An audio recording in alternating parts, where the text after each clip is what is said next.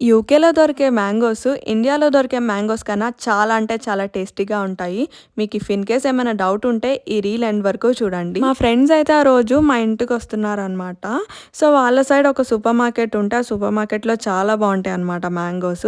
So, ఎలాగో వస్తున్నారు కదా! మ్యాంగోస్ తీసుకురండి అని చెప్పా. చూడ్డానికైతే చాలా ఎక్కువ పండిపోయినట్టున్నాయి. సో, తింటే చాలా బావుంటాయని చెప్పేసి అమ్మినవాడు చెప్పాడంట. సో, వీళ్ళైతే తీసుకొనొచ్చి నా చేతిలో పెట్టేశారు. ఇంక చేతిలో పెట్టాక ఆగుతామా చెప్పండి? అండ్ అందులోనూ మ్యాంగోస్. సో, ఇంకా ఫాస్ట్‌గా వెళ్ళి కట్ చేసేసాననమాట. ఫస్ట్ కాయ కట్ చేసినప్పుడు ఇలా ఉందనమాట.